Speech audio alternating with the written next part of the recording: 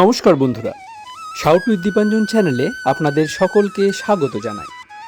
আপনারা শুনছেন শ্রীমকথিত শ্রী শ্রী রামকৃষ্ণ কথামৃত 21তম পর্ব নিয়ে আপনাদের কাছে চলে এসেছি। চলুন আজকের পর্বটি শুরু করা যাক। তব কথামৃতং তপ্ত জীবনং কবিভিরীরিতং কল্মষাপহম শ্রবণমঙ্গলং শ্রীমদাততং ভুবি গৃণন্তি যে ভুরিদা জনা। দ্বিতীয় পরিচ্ছেদ, জ্ঞান ও বিজ্ঞান বিচারে ব্রহ্মদর্শন। ইতিমধ্যে ঠাকুর শ্রী রামকৃষ্ণ বাহ্য সংজ্ঞা লাভ করিয়াছেন। গান সমাপ্ত হইল। তখন পণ্ডিত ও মূর্খের, বালক ও বৃদ্ধের, পুরুষ ও স্ত্রীর, আপামর সাধারণের সেই মনোমুগ্ধকারী কথা হইতে লাগিল। সভাশুদ্ধ লোক নিস্তব্ধ, সকলেই সেই মুখপানে চাহিয়া রয়েছেন। এখন সেই কঠিন পীড়া কোথায়? মুখ এখনো যেন প্রফুল্ল অরবিন্দ, যেন ঐশ্বরিক জ্যোতি বহির্গত হইতেছে। তখন তিনি ডাক্তারকে সম্বোধন করিয়া বলিতেছেন, লজ্জা ত্যাগ করো, ঈশ্বরের নাম করবে, তাতে আবার লজ্জা কি? লজ্জা ঘৃণা ভয় তিন থাকতে নয়। আমি এত বড় লোক, আমি হরি হরি বলে নাচব? বড় বড় লোক এ কথা শুনলে আমায় কি বলবে? যদি বলে, ওহে ডাক্তারটা হরি হরি বলে নেচেছে, লজ্জার কথা। এসব ভাব ত্যাগ করো। ডাক্তার, আমার ওদিক দিয়েই যাওয়া নেই, লোকে কি বলবে আমি তার তোয়াক্কা রাখি না। শ্রীরামকৃষ্ণ, তোমার ওটি খুব আছে। সকলের হাস্য। দেখো, জ্ঞান অজ্ঞানের পার হও, তবে তাকে জানতে পারা যায়। নানা জ্ঞানের নাম অজ্ঞান, পাণ্ডিত্যের অহংকারও অজ্ঞান। এক ঈশ্বর সর্বভূতে আছেন, এই নিশ্চয় বুদ্ধির নাম জ্ঞান। তাকে বিশেষ রূপে জানার নাম বিজ্ঞান। যেমন পায়ে কাঁটা বিঁধেছে, সে কাঁটাটি তোলবার জন্য আরেকটি কাঁটার প্রয়োজন। কাঁটাটা তোলবার পর দুটি কাঁটাই ফেলে দেয়। প্রথমে অজ্ঞান কাঁটা দূর করবার জন্য জ্ঞান কাঁটাটি আনতে হয়, তারপর জ্ঞান অজ্ঞান দুইটিই ফেলে দিতে হয়। তিনি যে জ্ঞান অজ্ঞানের পার। লক্ষ্মণ বলেছিলেন, রাম, এ কি আশ্চর্য! এত বড় জ্ঞানী স্বয়ং বশিষ্ঠদেব পুত্রশোকে অধীর হয়ে কেঁদেছিলেন। রাম বললেন, ভাই, যার জ্ঞান আছে তার অজ্ঞানও আছে, যার এক জ্ঞান আছে তার অনেক জ্ঞানও আছে, যার আলো বোধ আছে তার অন্ধকার বোধও আছে। ব্রহ্ম জ্ঞান অজ্ঞানের পার, পাপ পুণ্যের পার, ধর্মাধর্মের পার, সূচি অসুচির পার। এই বলিয়া শ্রীরামকৃষ্ণ রামপ্রসাদের গান আবৃত্তি করিয়া বলিতেছেন, আই মন বেড়াতে যাবি, কালী কল্প তরুমূলে, রে চারি ফল কুড়ায়ে পাবি। অবাং মনুষ্য গোচরম, ব্রহ্মের স্বরূপ বুঝানো যায় না। শ্যাম বসু, দুই কাঁটা ফেলে দেওয়ার পর কি থাকবে? শ্রীরামকৃষ্ণ, নিত্য শুদ্ধ বোধরূপম। তা তোমায় কেমন করে বুঝাবো? যদি কেউ জিজ্ঞাসা করে ঘি কেমন খেলে, তাকে এখন কি করে বুঝাবে? হদ্দ বলতে পারো, কেমন ঘি না যেমন ঘি। একটি মেয়েকে তার একটি সঙ্গী জিজ্ঞাসা করেছিল, তোর স্বামী এসেছে, আচ্ছা ভাই, স্বামী এলে কিরূপ আনন্দ হয়? মেয়েটি বললে, ভাই, তোর স্বামী হলে তুই জানবি, এখন তোরে কেমন করে বুঝাবো? পুরাণে আছে, ভগবতী যখন হিমালয়ের ঘরে জন্মালেন, তখন তাকে মা নানা রূপে দর্শন দিলেন। গিরিরাজ সব রূপ দর্শন করে শেষে ভগবতীকে বললেন, মা, বেদে যে ব্রহ্মের কথা আছে, এইবার আমার যেন ব্রহ্ম দর্শন হয়। তখন ভগবতী বললেন, বাবা, ব্রহ্ম দর্শন যদি করতে চাও তবে সাধু সঙ্গ করো। ব্রহ্ম কি জিনিস মুখে বলা যায় না। একজন বলেছিল, সব উচ্ছিষ্ট হয়েছে, কেবল ব্রহ্ম উচ্ছিষ্ট হন নাই। এর মানে এই যে বেদ, পুরাণ, তন্ত্র আর সব শাস্ত্র মুখে উচ্চারণ হওয়াতে উচ্ছিষ্ট হয়েছে বলা যেতে পারে, কিন্তু ব্রহ্ম কি বস্তু কেউ এ পর্যন্ত মুখে বলতে পারে নাই, তাই ব্রহ্ম এ পর্যন্ত উচ্ছিষ্ট হন নাই। আর সচ্চিদানন্দের সঙ্গে ক্রীড়া রমণ যে কি আনন্দের তা মুখে বলা যায় না, যার হয়েছে সে জানে। তৃতীয় পরিচ্ছেদ, পণ্ডিতের অহংকার, পাপ ও পুণ্য। ঠাকুর শ্রীরামকৃষ্ণ আবার ডাক্তারকে সম্বোধন করিয়া বলিলেন, দেখো, অহংকার না গেলে জ্ঞান হয় না। মুক্ত হব কবে, আমি যাবে যবে। আমি ও আমার এই দুইটি অজ্ঞান, তুমি ও তোমার এই দুইটি জ্ঞান। যে ঠিক ভক্ত সে বলে, হে ঈশ্বর, তুমিই কর্তা, তুমিই সব করছো, আমি কেবল যন্ত্র, আমাকে যেমন করাও তেমনই করি। আর এই সব তোমার ধন, তোমার ঐশ্বর্য, তোমার জগৎ, তোমারই গৃহ পরিজন, আমার কিছু নয়, আমি দাস। তোমার যেমন হুকুম সেই রূপ সেবা করবার আমার অধিকার। যারা একটু বইটই পড়েছে অমনি তাদের অহংকার এসে জোটে। ঠাকুরের সঙ্গে ঈশ্বরীয় কথা হয়েছিল, সে বলে, ওসব আমি জানি। আমি বললুম, যে দিল্লি গিয়েছিল সে কি বলে বেড়ায় আমি দিল্লি গেছি আর জাঁক করে? যে বাবু সে কি বলে আমি বাবু? শ্যাম বসু: তিনি আপনাকে খুব মানেন। শ্রীরামকৃষ্ণ: ওগো বলবো কি, দক্ষিণেশ্বরে কালীবাড়িতে একটি ম্যাথরানির যে অহংকার, তার গায়ে দু একখানা গহনা ছিল। সে যে পথ দিয়ে আসছিল সে পথে দুই একজন লোক তার পাশ দিয়ে চলে যাচ্ছিল। ম্যাথরানি তাদের বলে উঠল, এই সরে যা। তা অন্য লোকের অহংকারের কথা আর কি বলবো। শ্যাম বসু: মহাশয়, পাপের শাস্তি আছে অথচ ঈশ্বর সব করছেন, এ কি রকম কথা? শ্রীরামকৃষ্ণ: কি? তোমার সোনার বেনে বুদ্ধি। নরেন্দ্র: সোনার বেনে বুদ্ধি অর্থাৎ ক্যালকুলেটিং বুদ্ধি। শ্রীরামকৃষ্ণ: ওরে পোদ, তুই আম খেয়ে নে। বাগানে কত শত গাছ আছে, কত হাজার ডাল আছে, কত কোটি পাতা আছে, এসব হিসাবে তোর কাজ কি? তুই আম খেতে এসেছিস, আম খেয়ে যা। শ্যাম বসুর প্রতি: তুমি এ সংসারে ঈশ্বর সাধন জন্য মানব জন্ম পেয়েছ। ঈশ্বরের পাদপদ্মে কিরূপে ভক্তি হয় তাই চেষ্টা করো। তোমার এত শত কাজ কি? ফিলোসফি লয়ে বিচার করে তোমার কি হবে? দেখো, আধপো মদে তুমি মাতাল হতে পারো। সুরির দোকানে কত মন মদ আছে এই হিসাবে তোমার কি দরকার? ডাক্তার: আর ঈশ্বরের মদ ইনফাইনাইট, সে মদের শেষ নাই। শ্রীরামকৃষ্ণ শ্যাম বসুর প্রতি: আর ঈশ্বরকে আম মুক্তারি দাও না, তার উপর সব ভার দাও। সৎ লোককে যদি কেউ ভার দেয়, তিনি কি অন্যায় করেন? পাপের শাস্তি দিবেন কি না দিবেন সে তিনি বুঝবেন। ডাক্তার: তার মনে কি আছে তিনিই জানেন। মানুষ হিসাব করে কি বলবে, তিনি হিসাবের পার। শ্রীরামকৃষ্ণ শ্যাম বসুর প্রতি: তোমাদের ওই এক কলকাতার লোকগুলো বলে ঈশ্বরের বৈষম্য দোষ, কেননা তিনি একজনকে সুখে রেখেছেন আরেকজনকে দুঃখে রেখেছেন। শালাদের নিজের ভিতরও যেমন, ঈশ্বরের ভিতরও তেমনই দেখে। লোকমান্য কি জীবনের উদ্দেশ্য? হেম দক্ষিণেশ্বরে যেত, দেখা হলেই আমায় বলতো, কেমন ভট্টাচার্য মশাই, জগতে এক বস্তু আছে মানো। ঈশ্বর লাভ যে মানুষ জীবনের উদ্দেশ্য তা কম লোকই বলে। চতুর্থ পরিচ্ছেদ, স্থূল সূক্ষ্ম কারণ ও মহাকরণ। শ্যাম বসু: সূক্ষ্ম শরীর কেউ কি দেখিয়ে দিতে পারে? কেউ কি দেখাতে পারে যে সেই শরীর বাহিরে চলে যায়? শ্রীরামকৃষ্ণ: যারা ঠিক ভক্ত তাদের দায় পড়েছে তোমায় দেখাতে।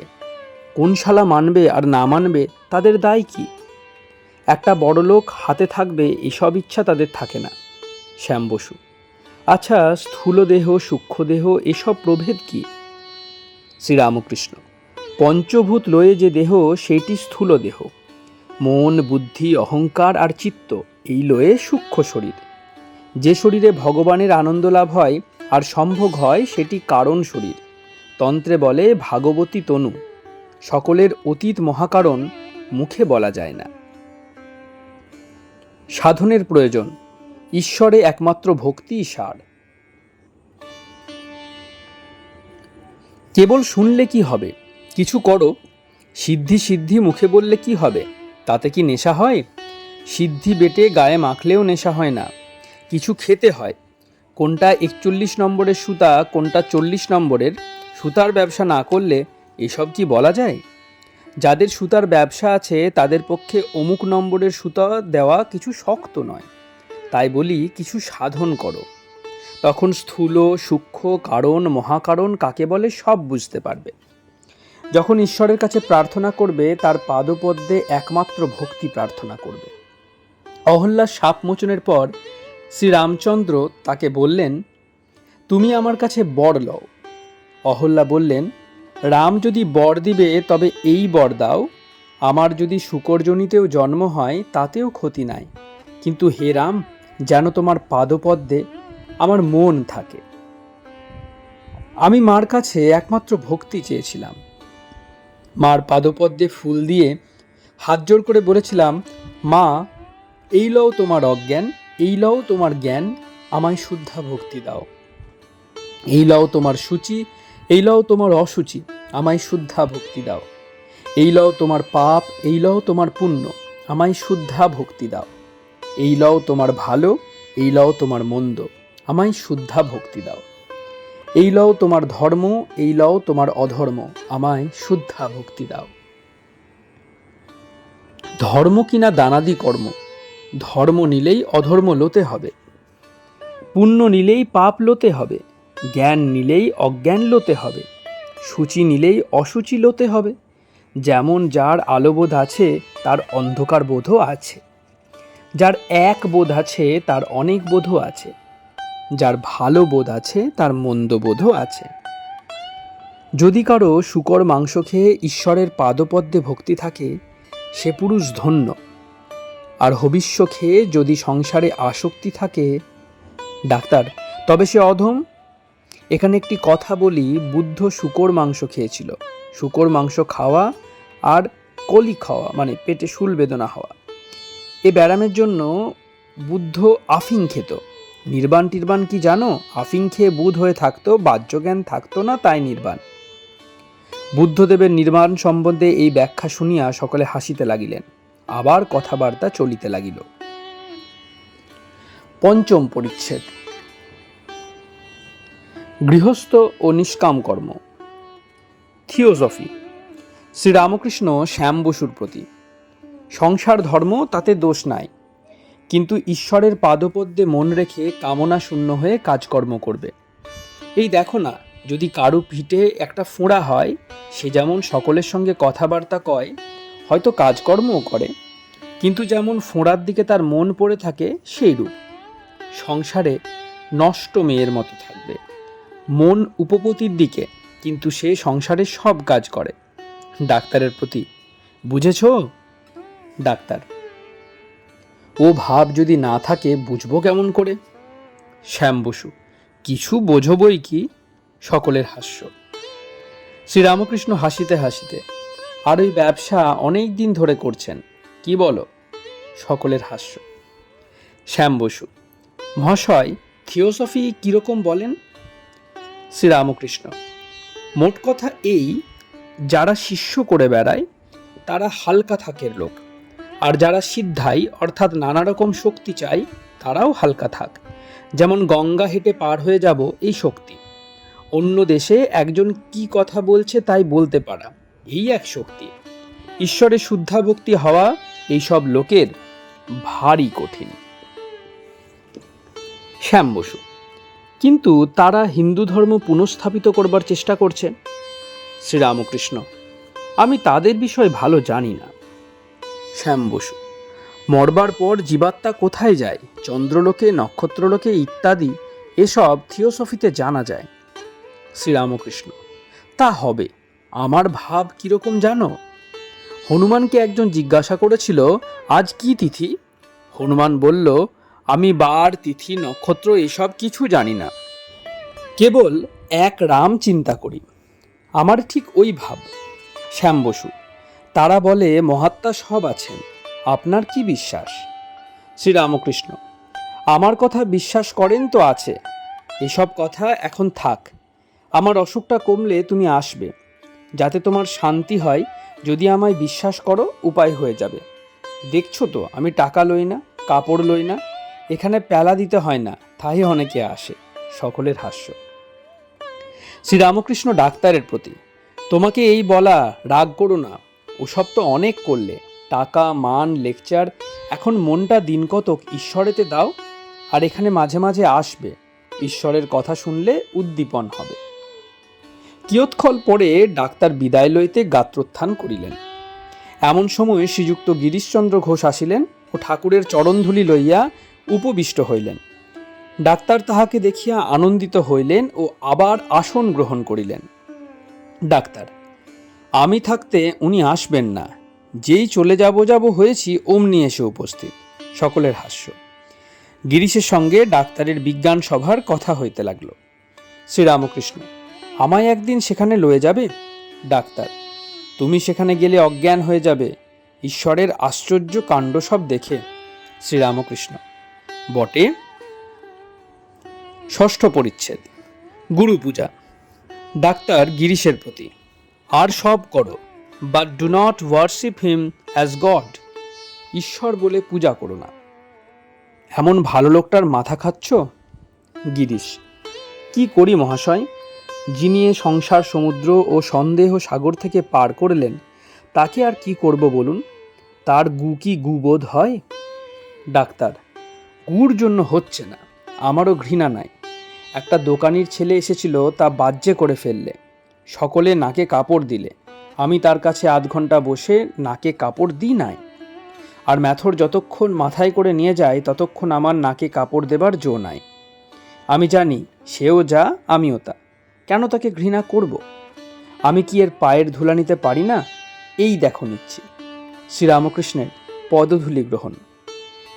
গিরিশ, এঞ্জেলস এই মুহূর্তকে ধন্য ধন্য করছেন। ডাক্তার, তা পায়ের ধুলা লওয়া কি আশ্চর্য? আমি যে সকলেরই নিতে পারি, এই দাও এই দাও, সকলের পায়ের ধুলা গ্রহণ। নরেন্দ্র ডাক্তারের প্রতি, একে আমরা ঈশ্বরের মতো মনে করি। কীরকম জানেন? যেমন ভেজিটেবল ক্রিয়েশন ও অ্যানিম্যাল ক্রিয়েশন, এদের মাঝামাঝি এমন একটি পয়েন্ট আছে যেখানে এটা উদ্ভিদ কি প্রাণী স্থির করা ভারী কঠিন। সেইরূপ নরলোক ও দেবলোক, এই দুইয়ের মধ্যে একটি স্থান আছে যেখানে বলা কঠিন এ ব্যক্তি মানুষ না ঈশ্বর। ডাক্তার, ওহে, ঈশ্বরের কথাই উপমা চলে না। নরেন্দ্র, আমি গড বলছি না, গড লাইক ম্যান, অর্থাৎ ঈশ্বরতুল্য ব্যক্তি বলছি।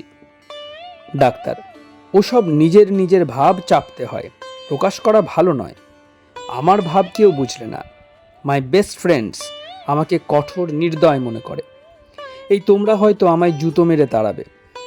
শ্রীরামকৃষ্ণ ডাক্তারের প্রতি, সে কি, এরা তোমায় কত ভালোবাসে, তুমি আসবে বলে বাসক সজ্জা করে জেগে থাকে। Girish, everyone has the greatest respect for you. Doctor, আমার ছেলে, আমার স্ত্রী পর্যন্ত আমায় মনে করে হার্ড হার্টেড, কেননা আমার দোষ এই যে আমি ভাব কারু কাছে প্রকাশ করি না। গিরিশ, তবে মহাশয়, আপনার মনের কবাট খোলা তো ভালো, at least out of PT for your friends, এই মনে করে যে তারা আপনাকে বুঝতে পারছে না। ডাক্তার, বলবো কি হে, তোমাদের চেয়েও আমার ফিলিংস ওয়ার্কড আপ হয়। নরেন্দ্রর প্রতি, I shed tears in solitude. মহাপুরুষ ও জীবের পাপ গ্রহণ, অবতারাদি ও নরেন্দ্র। ডাক্তার শ্রীরামকৃষ্ণের প্রতি, ভালো, তুমি ভাব হলে লোকের গায়ে পা দাও, সেটা ভালো নয়। শ্রীরামকৃষ্ণ, আমি কি জানতে পারি গা কারু গায়ে পা দিচ্ছি কি না? ডাক্তার, ওটা ভালো নয়, এটুকু তো বোধ হয়। শ্রীরামকৃষ্ণ, আমার ভাবাবস্থায় আমার কি হয় তা তোমায় কি বলবো। সে অবস্থার পর এমন ভাবি, বুঝি রোগ হচ্ছে ওই জন্য। ঈশ্বরের ভাবে আমার উন্মাদ হয়, উন্মাদে এরূপ হয়, কি করব? ডাক্তার, ইনি মেনেছেন, he expresses regret for what he does, কাজটা অন্যায় এতে বোধ আছে। শ্রীরামকৃষ্ণ নরেন্দ্রের প্রতি, তুই তো খুব শর্ট, তুই বল না, একে বুঝিয়ে দে না। গিরিশ ডাক্তারের প্রতি, মহাশয়, আপনি ভুল বুঝেছেন, উনি সেজন্য দুঃখিত হননি। এর দেহ শুদ্ধ, অপাপবিদ্ধ। ইনি জীবের মঙ্গলের জন্য তাদের স্পর্শ করেন। তাদের পাপ গ্রহণ করে এর রোগ হবার খুব সম্ভাবনা। তাই কখনো কখনো ভাবেন, আপনার যখন শূলবেদনা হয়েছিল তখন আপনার কি রিগ্রেট হয় নাই? কেন রাত জেগে এত পড়তুম? তা বলে রাত জেগে পড়াটা কি অন্যায় কাজ? রোগের জন্য দুঃখ কষ্ট হতে পারে, তা বলে জীবের মঙ্গল সাধনের জন্য স্পর্শ করাকে অন্যায় কাজ মনে করবেন না। ডাক্তার অপ্রতিভ হইয়া গিরিশের প্রতি, তোমার কাছে হেরে গেলুম, দাও পায়ের ধুলা দাও। গিরিশের পদধূলি গ্রহণ। নরেন্দ্রের প্রতি, আর কিছু নয়, হিজ ইন্টেলেকচুয়াল পাওয়ার মানতে হবে। নরেন্দ্র ডাক্তারের প্রতি, আরেক কথা দেখুন, একটা সায়েন্টিফিক ডিসকাভারি করবার জন্য আপনি লাইফ ডিভোট করতে পারেন, শরীর অসুখ ইত্যাদি কিছুই মানেন না। আর ঈশ্বরকে জানা গ্র্যান্ডেস্ট অফ অল সায়েন্সেস, এর জন্য ইনি হেলথ রিস্ক করবেন না। ডাক্তার, যত রিলিজিয়াস রিফর্মার হয়েছে, জিজাস, চৈতন্য, বুদ্ধ, মোহাম্মদ, শেষে সব অহংকারে পরিপূর্ণ, বলে আমি যা বললুম তাই ঠিক। এ কি কথা? গিরিশ ডাক্তারের প্রতি, মহাশয়, সে দোষ আপনারও হচ্ছে। আপনি একলা তাদের সকলের অহংকার আছে, এ দোষ ধরাতে ঠিক সেই দোষ আপনারও হচ্ছে। ডাক্তার নীরব রইলেন। নরেন্দ্র ডাক্তারের প্রতি, we offer to him worship bordering on divine worship. একে আমরা পূজা করি, সে পূজা ঈশ্বরের পূজার প্রায় কাছাকাছি। ঠাকুর শ্রীরামকৃষ্ণ আনন্দে বালকের ন্যায় হাসিতেছেন। বরাহনগর মঠ, প্রথম পরিচ্ছেদ। আজ সোমবার 9ই মে 1887, জ্যৈষ্ঠ কৃষ্ণা দ্বিতীয় তিথি। নরেন্দ্রাদি ভক্তেরা মঠে আছেন। শরৎ, বাবুরাম ও কালী শ্রীক্ষেত্রে গিয়াছেন। নিরঞ্জন মাকে দেখিতে গিয়াছেন। মাস্টার আসিয়াছেন। খাওয়া দাওয়ার পর মঠের ভাইরা একটু বিশ্রাম করিতেছেন। বুড়ো গোপাল গানের খাতাতে গান নকল করিতেছেন। বৈকাল হইল। রবীন্দ্র উন্মত্তের ন্যায় আসিয়া উপস্থিত, শুধু পা, কালা পেরে কাপড় আধখানা পরা। উন্মাদের চক্ষুর ন্যায় তাহার চক্ষের তারা ঘুরিতেছে। সকলে জিজ্ঞাসা করলেন, তার কি হইয়াছে? রবীন্দ্র বলিলেন, একটু পরে সমস্ত বলিতেছি। আমি আর বাড়ি ফিরিয়া যাইব না, আপনাদের এইখানেই থাকব। সে বিশ্বাসঘাতক। বলেন কি মশায়? 5 বছরের অভ্যাস মদ, তার জন্য ছেড়েছি। 8 মাস হলো ছেড়েছি, সে কিনা বিশ্বাসঘাতক? মঠের ভাইরা সকলে বলিলেন, তুমি ঠান্ডা হও, কিসে করে এলে? রবীন্দ্র, আমি কলিকাতা থেকে বরাবর শুধু পায়ে হেঁটে এসেছি। ভক্তেরা জিজ্ঞাসা করিলেন, তোমার আর আধখানা কাপড় কোথা গেল? রবীন্দ্র বলিলেন, সে আসবার সময় টানাটানি করলে তাই আধখানা ছিঁড়ে গেল। ভক্তেরা বলিলেন, তুমি গঙ্গা স্নান করে এসো, এসে ঠান্ডা হও, তারপর কথাবার্তা হবে। রবীন্দ্র কলিকাতার একটি অতি সম্ভ্রান্ত কায়স্থ বংশে জন্মগ্রহণ করিয়াছেন। বয়ক্রম 20-22 বছর হইবে। ঠাকুর শ্রী রামকৃষ্ণকে দক্ষিণেশ্বর কালীবাড়িতে দর্শন করিয়াছিলেন এবং তাহার বিশেষ কৃপাভাজন হইয়াছিলেন। একবার 3 রাত্রি তাহার কাছে বাস করিয়াছিলেন। স্বভাব অতি মধুর ও কোমল। ঠাকুর খুব স্নেহ করিয়াছিলেন, কিন্তু বলিয়াছিলেন, তোর কিন্তু দেরি হবে, এখন তোর একটু ভোগ আছে, এখন কিছু হবে না। যখন ডাকাত পড়ে তখন ঠিক সেই সময় পুলিশে কিছু করতে পারে না, একটু থেমে গেলে তবে পুলিশ এসে গ্রেপ্তার করে। আজ রবীন্দ্র বারাঙ্গনার মোহে পড়িয়াছেন, কিন্তু অন্য সকল গুণ আছে। গরিবের প্রতি দয়া, ঈশ্বর চিন্তা, এ সমস্ত আছে। বেশ্যাকে বিশ্বাসঘাতক মনে করিয়া অর্ধবস্ত্রে মঠে আসিয়াছেন। সংসারে আর ফিরিবেন না, এই সংকল্প। রবীন্দ্র গঙ্গা স্নানে যাইতেছেন। পরামানিকের ঘাটে যাইবেন। একটি ভক্ত সঙ্গে যাইতেছেন। তাহার বড় সাহায্যে ছেলেটির সাধু সঙ্গে চৈতন্য হয়। স্নানের পর তিনি রবীন্দ্রকে ঘাটের নিকটস্থ শ্মশানে লইয়া গেলেন। তাহাকে মৃতদেহ দর্শন করাইতে লাগিলেন আর বলিলেন, এখানে মঠের ভাইরা মাঝে মাঝে একাকী এসে রাত্রে ধ্যান করেন। এখানে আমাদের ধ্যান করা ভালো। সংসার যে অনিত্য তা বোধ হয়। রবীন্দ্র সেই কথা শুনিয়া ধ্যানে বসিলেন। ধ্যান বেশিক্ষণ করিতে পারিলেন না, মন অস্থির রহিয়াছে। উভয়ে মঠে ফিরিলেন। ঠাকুর ঘরে উভয়ে ঠাকুরকে প্রণাম করিলেন। ভক্তটি বলিলেন, এই ঘরে মঠের ভাইরা ধ্যান করেন। রবীন্দ্রও একটু ধ্যান করিতে বসিলেন, কিন্তু ধ্যান বেশিক্ষণ হইল না। মণি, কি মন কি বড় চঞ্চল, তাই বুঝি উঠে পড়লে? তাই বুঝি ধ্যান ভালো হলো না? রবীন্দ্র, আর যে সংসারে ফিরব না তা নিশ্চিত, তবে মনটা চঞ্চল বটে। মণি ও রবীন্দ্র মঠের এক নিভৃত স্থানে দাঁড়াইয়া আছেন। মণি বুদ্ধদেবের গল্প করিতেছেন। দেবকন্যাদের একটি গান শুনে বুদ্ধদেবের প্রথম চৈতন্য হয়েছিল। আজকাল মঠে বুদ্ধচরিত ও চৈতন্য চরিতের আলোচনা সর্বদাই হয়। মণি সেই গান গাইতেছেন। জুড়াইতে চাই কোথায় জুড়াই, কোথা হতে আসি কোথা ভেসে যায়, ফিরে ফিরে আসি কত কাঁদি হাসি, কোথা যাই সদা ভাবি গোতাই। রাত্রে নরেন্দ্র, তারক ও হরিশ কলিকাতা হইতে ফিরিলেন। আসিয়া বলিলেন, উফ, খুব খাওয়া হয়েছে। তাহাদের কলিকাতায় কোনো ভক্তের বাড়িতে নিমন্ত্রণ হইয়াছিল। নরেন্দ্র, মঠের ভাইরা, মাস্টার, রবীন্দ্র ইত্যাদি এরাও দানাদের ঘরে বসিয়া আছেন। নরেন্দ্র মঠে আসিয়া সমস্ত কথা শুনিয়াছেন। সন্তপ্ত জীব ও নরেন্দ্রের উপদেশ। নরেন্দ্র গাহিতেছেন, গীতচ্ছলে যেন রবীন্দ্রকে উপদেশ দিতেছেন। ছাড়ো মোহ, ছাড়ো ছাড়ো রে কুমন্ত্রণা, জানো তারে তবে যাবে যন্ত্রণা। নরেন্দ্র আবার গাহিলেন, যেন রবীন্দ্রকে হিতবচন বলছেন। পিলে রে অবধূত হো मतवाड़ा, प्याला प्रेम हरिरसकारे, बाल अवस्था खेल गंवाई, तरुण भयो नारी बसकारे, वृद्धा भयो कफ वायु ने घेरा, खाट पड़ा रहे नहीं जाय बसकारे मस्कारे। नाव कमल में है कस्तूरी, कैसे वड़म भिटे पशुकारे, बिना सद्गुरु नर ऐसे ही ढूंढे, जैसा मृग फिरे बनकारे। কিয়ৎক্ষণ পরে মঠের ভাইরা কালী তপস্বীর ঘরে বসিয়া আছেন। গিরিশের বুদ্ধচরিত ও চৈতন্যচরিত দুইখানি নূতন পুস্তক আসিয়াছে।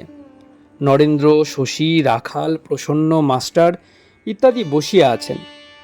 নূতন মঠে আসা পর্যন্ত শশী এক মনে দিন রাত ঠাকুরের পূজাদি সেবা করেন। তাহার সেবা দেখিয়া সকলে অবাক হইয়াছেন। ঠাকুরের অসুখের সময় তিনি রাত দিন যেরূপ তাহার সেবা করিয়াছিলেন, আজও সেইরূপ অনন্যমন এক ভক্তি হইয়া সেবা করিতেছেন। মঠের একজন ভাই বুদ্ধচরিত ও চৈতন্যচরিত পড়িতেছেন। সুর করিয়া একটু ব্যঙ্গভাবে চৈতন্য চরিতামৃত পড়িতেছেন। নরেন্দ্র বইখানি কাড়িয়া লইলেন, বলিলেন, এরকম করে ভালো জিনিসটা মাটি করে? নরেন্দ্র নিজে চৈতন্যদেবের প্রেম বিতরণ কথা পড়িতেছেন। মঠের ভাই, আমি বলি, কেউ কারুকে প্রেম দিতে পারে না। নরেন্দ্র, আমায় পরমহংস মহাশয় প্রেম দিয়েছেন। মঠের ভাই, আচ্ছা, তুমি কি তাই পেয়েছ? নরেন্দ্র, তুই কি বুঝবি, তুই সার্ভেন্ট ক্লাস, ঈশ্বরের সেবকের থাক। আমার সবাই পা টিপবে, সরতামিত্তিরা দেশ পর্যন্ত, সকলের হাস্য। তুই মনে করছিস বুঝি যে সব তুই বুঝেছিস। হাস্য, লে তামাক সাজ, সকলের হাস্য। মঠের ভাই, সাজব না, সকলের হাস্য। মাস্টার স্বগত। ঠাকুর শ্রীরামকৃষ্ণ মঠের ভাইদের অনেকের ভিতর তেজ দিয়াছেন, শুধু নরেন্দ্রের ভিতর নয়। এ তেজ না থাকলে কি কামিনী কাঞ্চন ত্যাগ হয়? মঠের ভাইদের সাধনা। পরদিন মঙ্গলবার, 10ই মে। আজ মহামায়ার বার। নরেন্দ্রাদি মঠের ভাইরা আজ বিশেষ রূপে মার পূজা করিতেছেন। ঠাকুর ঘরের সম্মুখে ত্রিকোণ যন্ত্র প্রস্তুত হইল। হোম হইবে, পরে বলি হইবে। তন্ত্র মতে হোম ও বলির ব্যবস্থা আছে। নরেন্দ্র গীতা পাঠ করিতেছেন। মণি গঙ্গা স্নানে গেলেন। রবীন্দ্র ছাদের উপরে একাকী বিচরণ করিতেছেন, শুনিতেছেন। নরেন্দ্র সুর করিয়া স্তব করিতেছেন। এইবার রবীন্দ্র গঙ্গা স্নান করিয়া আসিয়াছেন, ভিজে কাপড়। নরেন্দ্র মণির প্রতি একান্তে, এই মেয়ে এসেছে, এবার সন্ন্যাস দিলে বেশ হয়। মণি ও নরেন্দ্রর হাস্য। প্রসন্ন রবীন্দ্রকে ভিজে কাপড় ছাড়িতে বলিয়া তাহাকে একখানা গেরুয়া কাপড় আনিয়া দিলেন।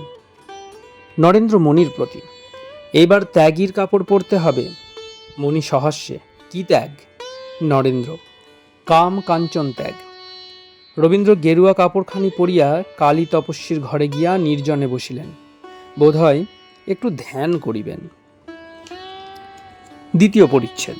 শ্রীরামকৃষ্ণ, অশ্বিনী কুমার প্রভৃতি ভক্ত সঙ্গে শ্রীযুক্ত কেশব সেন, দেবেন্দ্র ঠাকুর, অচলানন্দ, শিবনাথ, হৃদয়, নরেন্দ্র, গিরিশ। প্রাণের ভাই শ্রীম, তোমার প্রেরিত শ্রী শ্রী রামকৃষ্ণ কথামৃত চতুর্থ খণ্ড কোজাগরী পূর্ণিমার দিন পেয়ে আজ দ্বিতীয়ায় শেষ করেছি। ধন্য তুমি, এত অমৃত দেশময় ছড়ালে। যাক, তুমি অনেক দিন হলো ঠাকুরের সঙ্গে আমার কি আলাপ হয়েছিল জানতে চেয়েছিলে, তাই জানাবার একটু চেষ্টা করি। কিন্তু আমি তো আর শ্রীমর মতো কপাল করে আসিনি যে শ্রীচরণ দর্শনের দিন, তারিখ, মুহূর্ত আর শ্রীমুখ নিঃসৃত সব কথা একেবারে ঠিক ঠিক লিখে রাখব। যতদূর মনে আছে লিখে যাই, হয়তো একদিনের কথা আরেক দিনের বলে লিখে ফেলব। আরও কত ভুলে গেছি। বোধহয় 1881 সালের শারদীয় অবকাশের সময় প্রথম দর্শন। সেদিন কেশববাবুর আসিবার কথা। আমি নৌকায় দক্ষিণেশ্বর গিয়া ঘাট থেকে উঠে একজনকে জিজ্ঞাসা করিলাম, পরমহংস কোথায়? তিনি উত্তর দিকের বারান্দার দিকে তাকিয়া ঠেসান দেওয়া এক ব্যক্তিকে দেখিয়ে বলিলেন, এই পরমহংস। কালা পেরে ধুতি পরা আর তাকিয়া ঠেসান দেওয়া দেখে আমি ভাবলাম, এ আবার কীরকম পরমহংস? কিন্তু দেখলাম দুটি ঠ্যাং উঁচু করে, আবার তাই দুহাত দিয়ে বেষ্টন করে আধাচিত হয়ে তাকিয়ায় ঠেসান দেওয়া আছে। মনে হলো এর কখনো বাবুদের মতো তাকিয়া ঠেসান দেওয়া অভ্যাস নাই, তাই বোধহয় উনি পরমহংস হবেন। তাকিয়ার অতি নিকটে তার ডান পাশে একটি বাবু বসে আছেন। শুনলাম তার নাম রাজেন্দ্র মিত্র, যিনি বেঙ্গল গভর্নমেন্টের অ্যাসিস্ট্যান্ট সেক্রেটারি হয়েছিলেন। আরও ডান দিকে কয়েকটি লোক বসে আছেন।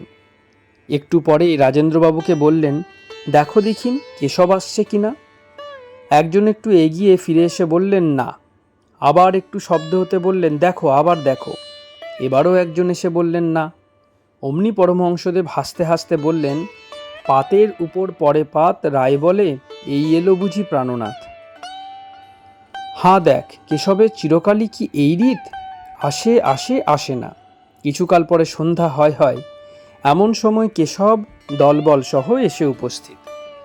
এসে যেমন ভূমিষ্ঠ হয়ে ওকে প্রণাম করলেন, উনিও ঠিক তদ্রূপ করে একটু পরে মাথা তুললেন। তখন সমাধিস্থ। বলছেন, রাজ্যের কলকাতার লোক জুটিয়ে নিয়ে এসেছেন, আমি কিনা বক্তৃতা করব। তা আমি পারবো না, টারবো না। করতে হয় তুমি করো, আমিও সব পারবো নি।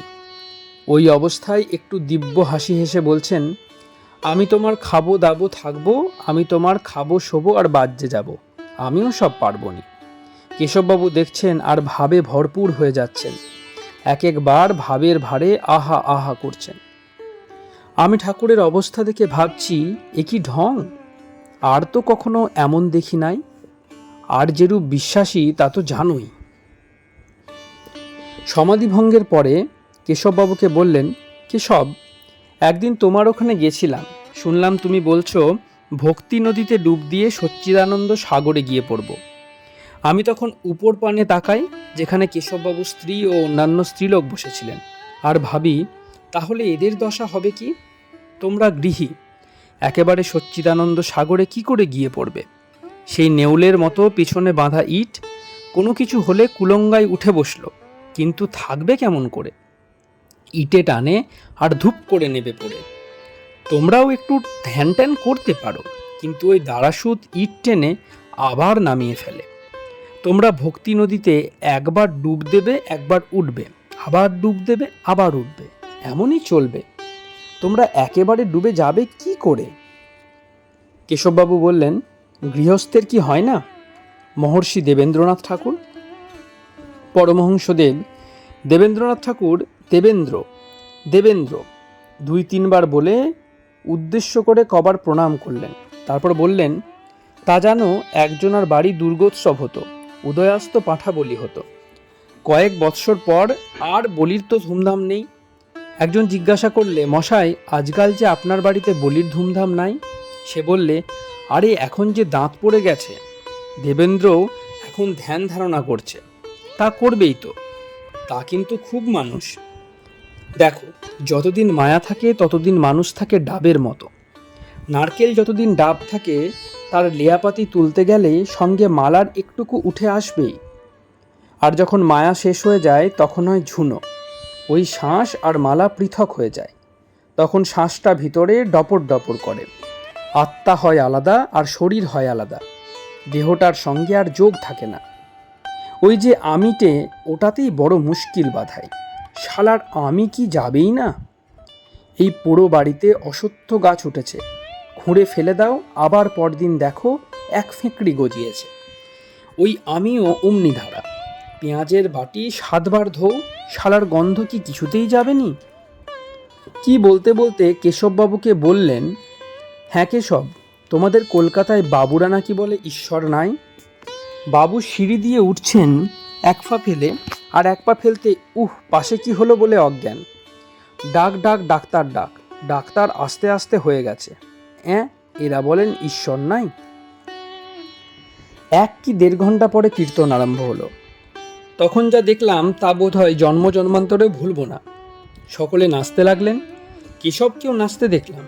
মাঝখানে ঠাকুর আর সবাই তাকে ঘিরে নাচছেন। নাচতে নাচতে একেবারে স্থির, সমাধিস্থ। অনেকক্ষণ এইভাবে গেল। শুনতে শুনতে দেখতে দেখতে বুঝলাম এ পরমহংস বটে। আরেক দিন বোধহয় 1883 সনে শ্রীরামপুরের কয়েকটি যুবক সঙ্গে নিয়ে গেছিলাম। সেদিন তাদের দেখে বললেন, এরা এসেছেন কেন? আমি, আপনাকে দেখতে। ঠাকুর, আমায় দেখবে কি? এরা সব বিল্ডিং টিল্ডিং দেখুক না। আমি, এরা তা দেখতে আসে নাই, আপনাকে দেখতেই এসেছে।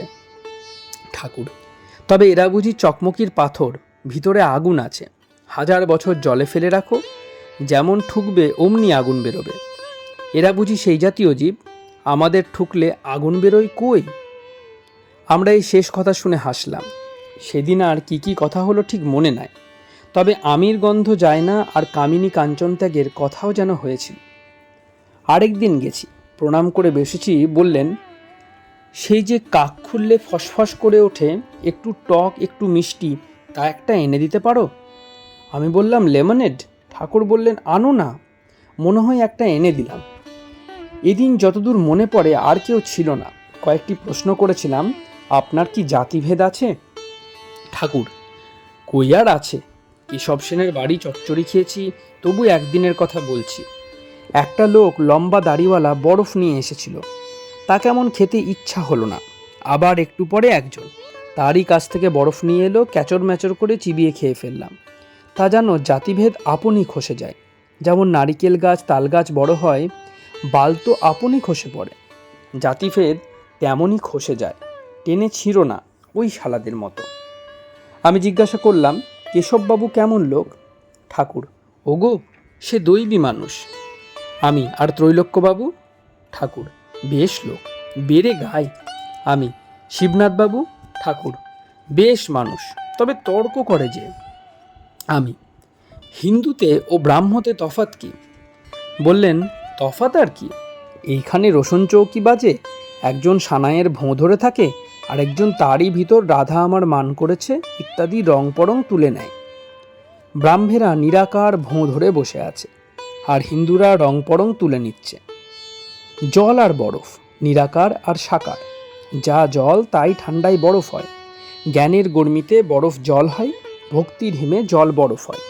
সেই একই জিনিস, নানা লোকে নানা নাম করে। যেমন পুকুরের চারপাশে 4 ঘাট, এ ঘাটের লোক জল নিচ্ছে, জিজ্ঞাসা করো বলবে জল। ও ঘাটে যারা জল নিচ্ছে বলবে পানি। আর এক ঘাটে ওয়াটার, আর এক ঘাটে অ্যাকোয়া, জল তো একই। বরিশালে অচলানন্দ তীর্থাবধূতের সঙ্গে দেখা হয়েছিল বলাতে বললেন, সেই কত রঙ্গের রামকুমার তো? আমি বললাম, আজ্ঞে হ্যাঁ। ঠাকুর, তাকে কেমন লাগলো? আমি, খুব ভালো লাগলো। ঠাকুর, আচ্ছা, সে ভালো না আমি ভালো? আমি, তার সঙ্গে কি আপনার তুলনা হয়? তিনি পণ্ডিত বিদ্বান লোক, আর আপনি কি পণ্ডিত জ্ঞানী? উত্তর শুনে একটু অবাক হয়ে চুপ করে রইলেন। 1-8 মিনিট পরে আমি বললুম, তা তিনি পণ্ডিত হতে পারেন, আপনি মজার লোক, আপনার কাছে মজা খুব। এইবার হেসে বললেন, বেশ বলেছ, ঠিক বলেছ। আমায় জিজ্ঞাসা করলেন, আমার পঞ্চবটি দেখেছ? বললাম, আজ্ঞে হ্যাঁ। সেখানে কি কি করতেন তাও কিছু বললেন। সেই নানা ভাবের সাধনের কথা, ন্যাংটার কথাও বললেন। আমি জিজ্ঞাসা করলাম, তাকে পাবো কি করে? উত্তর, ওগো, সে তো চুম্বক লোহাকে যেমন টানে তেমনই আমাদের টানতেই আছে। লোহার গায়ে কাদামাখা থাকলেই লাগাতে পারে না, কাঁদতে কাঁদতে যেমন কাদাটুকু ধুয়ে যায় অমনি টুক করে লেগে যায়। আমি ঠাকুরের উক্তিগুলি শুনে শুনে লিখছিলাম। বললেন, হ্যাঁ দেখো, সিদ্ধি সিদ্ধি করলে হবে না, সিদ্ধি আনো, সিদ্ধি ঘোঁটো, সিদ্ধি খাও। এরপর আমায় বললেন, তোমরা তো সংসারে থাকবে, তা একটু গোলাপি নেশা করে থেকো। কাজকর্ম করছো অথচ নেশাটি লেগে আছে। তোমরা তো আর সুখদেবের মতো হতে পারবে না, যে খেয়ে খেয়ে ন্যাংটো ভ্যাংটো হয়ে পড়ে থাকবে। সংসারে থাকবে তো একখানি আম মুক্তারনামা লিখে দাও, বকলমা দিয়ে দাও, উনি যা হয় করবেন। তুমি থাকবে বড়লোকের বাড়ির ঝির মতো। বাবুর ছেলেপুলেকে কত আদর করছে, নামাচ্ছে, ধোয়াচ্ছে, খাওয়াচ্ছে, যেন তারই ছেলে। কিন্তু মনে মনে জানছে এ আমার নয়। যেমন জবাব দিলে বস আর কোনো সম্পর্ক নাই। যেমন কাঁঠাল খেতে হলে হাতে তেল মেখে নিতে হয়, তেমনই ওই তেল মেখে নিও, তাহলে আর সংসারে জড়াবে না, লিপ্ত হবে না। এতক্ষণ মেঝেই বসে কথা হচ্ছিল, এখন তক্তপোষের উপরে উঠে লম্বা হয়ে শুলেন। আমায় বললেন, হাওয়া করো। আমি হাওয়া করতে থাকলাম। চুপ করে রইলেন। একটু পরে বললেন, বড্ড গরম গো, পাখাখানা একটু জলে ভিজিয়ে নাও। আমি বললাম, আবার শোক তো আছে দেখছি। হেসে বললেন, কেন থাকবে নি, কেন থাকবে নি? আমি বললাম, তবে থাক থাক, খুব থাক। সেদিন কাছে বসে যে সুখ পেয়েছি সে আর বলবার নয়। শেষবার, যেবারের কথা তুমি তৃতীয় খণ্ডে উল্লেখ করেছো, সেইবার আমার স্কুলের হেডমাস্টারকে নিয়ে গেছিলাম। তার বিএ পাশ করার অব্যবহিত পরে এইবার এই সেদিন তোমার সঙ্গে তার দেখা হয়েছে। ওকে দেখেই বললেন, আবার ইটি পেলে কোথায়, বেড়ে তো। ওগো, তুমি তো উকিল, বড় বুদ্ধি, আমায় একটু বুদ্ধি দিতে পারো? তোমার বাবা যে সেদিন এসেছিলেন, এখানে 3 দিন ছিলেন। আমি জিজ্ঞাসা করলাম, তাকে কেমন দেখলেন? বললেন, বেশ লোক, তবে মাঝে মাঝে হিজিবিজি বকে। আমি বললাম, আবার দেখা হলে হিজিবিজিটি ছাড়িয়ে দেবেন। একটু হাসলেন। আমি বললাম, আমাদের গোটা কত কথা শুনান। বললেন, হৃদয়কে চেনো? হৃদয় মুখোপাধ্যায়। আমি বললাম, আপনার ভাগ্নে তো, আমার সঙ্গে আলাপ নাই। ঠাকুর, হৃদয় বলতো, মামা তোমার বুলিগুলি সব এক সময়ে বলে ফেলো না, ফিবার এক বুলি কেন বলবে? আমি বলতাম, তা তোর কি রে শালা? আমার বুলি আমি লক্ষবার ওই এক কথা বলবো, তোর কি রে? আমি হাসতে হাসতে বললাম, তা বটেই তো। কিঞ্চিত পরে বসে ওং ওং করতে করতে গান ধরলেন।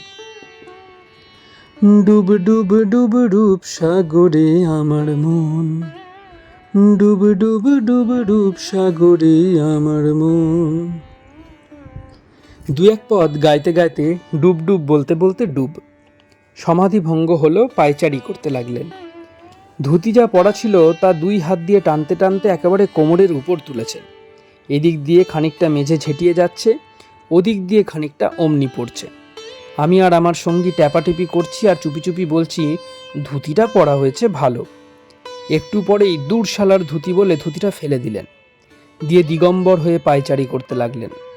উত্তর দিক থেকে কার যেন ছাতা ও লাঠি আমাদের সম্মুখে এনে জিজ্ঞাসা করলেন, এ ছাতা লাঠি তোমাদের? আমি বললাম, না। অমনি বললেন, আমি আগেই বুঝেছি এ তোমাদের নয়। আমি ছাতা লাঠি দেখেই মানুষ বুঝতে পারি। সেই একটা লোক হাউমাউ করে কতকগুলো গিলে গেল, এ তারই নিশ্চয়। কিছুকাল পরে ওইভাবেই খাটের উত্তর পাশে পশ্চিম মুখ হয়ে বসে পড়লেন। বসেই আমায় জিজ্ঞাসা, ওগো, আমায় কি অসভ্য মনে করছো? আমি বললাম, না, আপনি খুব সভ্য। আবার এ জিজ্ঞাসা করছেন কেন? ঠাকুর, আরে শিবনাথ টিবনাথ অসভ্য মনে করে, ওরা এলে কোনো রকমে একটা ধুতি টুতি জড়িয়ে বসতে হয়। গিরিশ ঘোষকে চেনো? আমি, কোন গিরিশ ঘোষ, থিয়েটার করে যে? ঠাকুর, হ্যাঁ। আমি, দেখিনি কখনো, নাম জানি। ঠাকুর, ভালো লোক। আমি, শুনি মদ খাই নাকি? ঠাকুর, খাক না, খাক না, কদিন খাবে।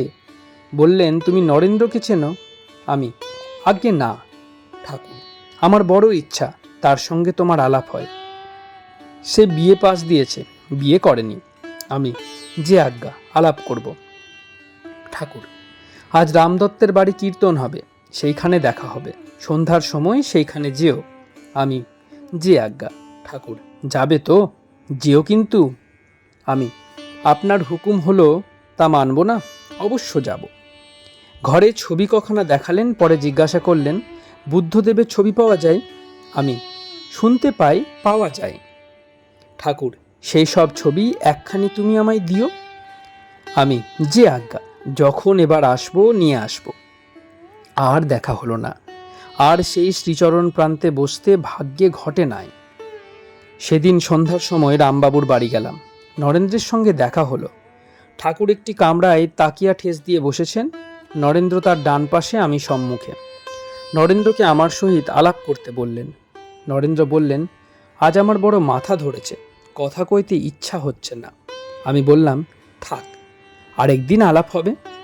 সেই আলাপ হয় 1897 সনের মে কি জুন মাসে, আলমোড়ায়। ঠাকুরের ইচ্ছা তো পূর্ণ হতেই হবে, তাই 12 বছর পরে পূর্ণ হলো। আহা, সেই স্বামী বিবেকানন্দের সঙ্গে আলমোড়ায় কটা দিন কত আনন্দেই কাটাইয়াছিলাম, কখনো তার বাড়িতে, কখনো আমার বাড়িতে। আরেকদিন নির্জনে তাকে নিয়ে একটি পর্বত শৃঙ্গে। আর তার সঙ্গে পরে দেখা হয় নাই। ঠাকুরের ইচ্ছা পূর্ণ করতেই সেবারের দেখা। ঠাকুরের সঙ্গেও মাত্র 4-5 দিনের দেখা, কিন্তু ওই অল্প সময়ের মধ্যেই এমন হয়েছিল যে তাকে মনে হতো যেন এক ক্লাসে পড়েছি, কেমন বেয়াদবের মতো কথা বলেছি। সম্মুখ থেকে সরে এলেই মনে হতো, ওরে বাপরে, কার কাছে গেছিলাম। ওই কদিনে যা দেখেছি ও পেয়েছি তাতে জীবন মধুময় করে রেখেছে। সেই দিব্যামৃত বর্ষী হাসিটুকু যতনে পেটরায় পুড়ে রেখে দিয়েছি। সে যে নিঃসম্বলের অফুরন্ত সম্বল গো। আর সে হাসিচ্যুত অমৃত কণায় আমেরিকা অবধি অমৃতায়িত হচ্ছে। এই ভেবে হৃষ্যামি চ মুহুর্মুহু, হৃষ্যামি চ পুনঃ পুনঃ। আমরাই যদি এই, এখন বোঝো তুমি কেমন ভাগ্যধর। আপনারা শুনছেন শ্রীমকথিত শ্রী শ্রী রামকৃষ্ণ কথামৃত। আজ পরিবেশন করছি 21তম পর্ব। প্রণাম করার মাধ্যমে এই পর্বটি আজকে শেষ করব। চলুন প্রণাম করা যাক। নিরঞ্জনং নিত্যমনন্তরূপং ভক্তানুকম্পা ধৃতবিগ্রহং বৈ ঈশাবতারং পরমেশমিডং তং রামকৃষ্ণং শিরসা নমামি।